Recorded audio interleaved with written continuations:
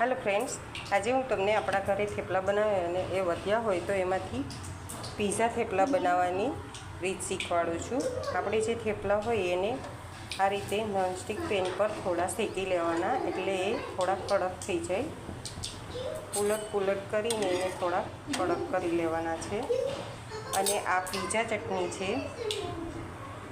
मकाई है, कैल्शियम है, डूंगળી है, सॉस है और पीઝા प्रीमिक्स है।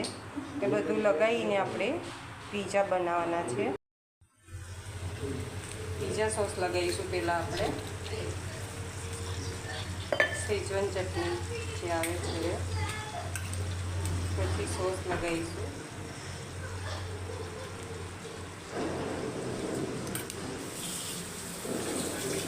ત્યારબાદ થોડી તીખી ચટણી લગાવીશું અને તેની પર આપણે કેપ્સિકમ, ડુંગળી અને મકાઈની કટિંગ કરીશું।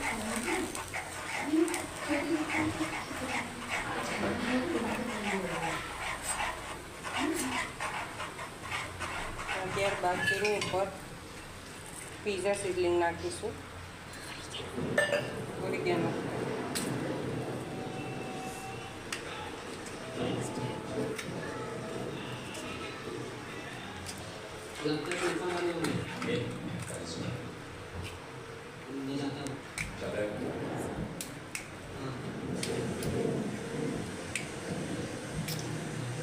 बंद तो कर वीडियो।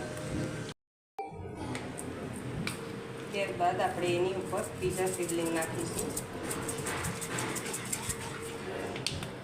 ત્યારબાદ આપણે चीज़ खमणीने एनी ऊपर नाखीशुं।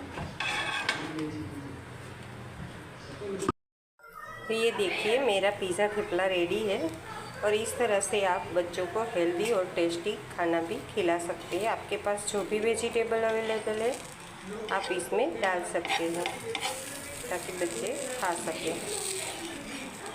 बनाए हुए थेपले भी वेस्ट नहीं होंगे और दो बार थेपले खाने के बाद बच्चों को फिर थेपला खाना अच्छा नहीं लगता है, तो इसमें वैरायटी करके भी हम खिला सकते हैं।